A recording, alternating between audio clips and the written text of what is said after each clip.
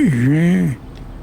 Velho do ETS com vocês outra vez. Como nós vimos na última viagem, o relato sobre dois médicos que visitaram Arigó na tentativa de compreender aquele fenômeno. Muitos outros médicos visitaram o médium, alguns deles de forma anônima.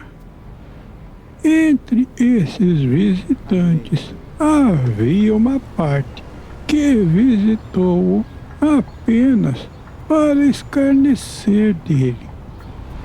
Esses, porém, foram surpreendidos diante do que viram e tiveram que acreditar no inacreditável.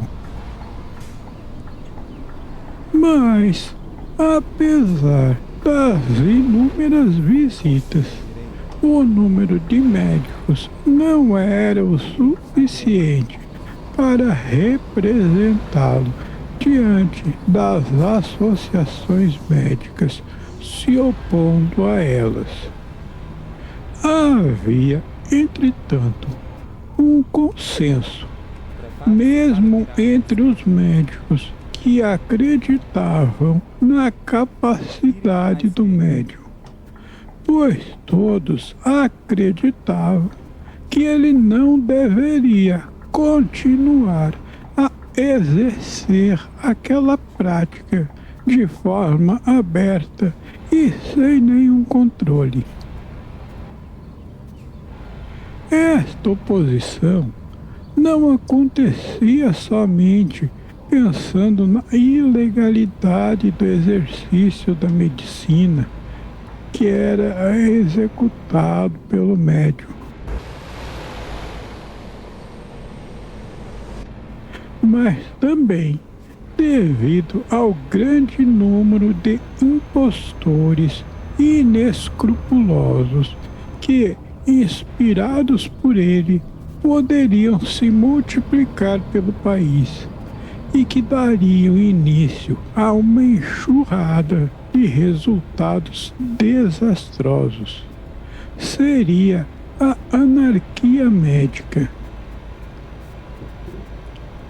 Arigó ainda enfrentava uma outra ferrenha oposição, pois perante a igreja ele era considerado um blasfemo e um herege. Depois de toda aquela demora, por fim, a engrenagem dos processos judiciais havia entrado em movimento. Foi no dia 1º de agosto de 56 que o oficial José Helvécio Arantes expediu um pedido de investigação contra o médium Zé Arigó pela prática ilegal da medicina.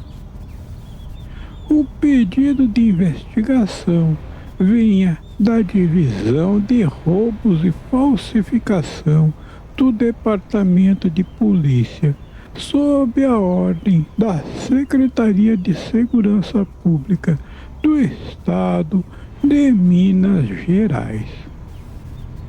Quando os primeiros investigadores chegaram à cidade, Arigó já tinha sido avisado que isso aconteceria.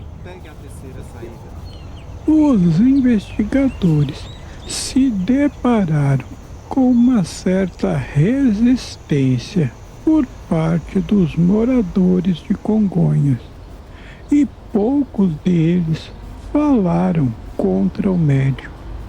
A maioria se recusou a dar os nomes daqueles que haviam sido pacientes do médium.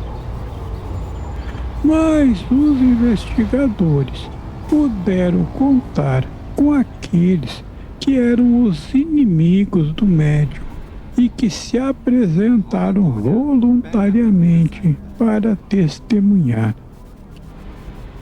Estes, porém, não tinham sido pacientes do Arigó.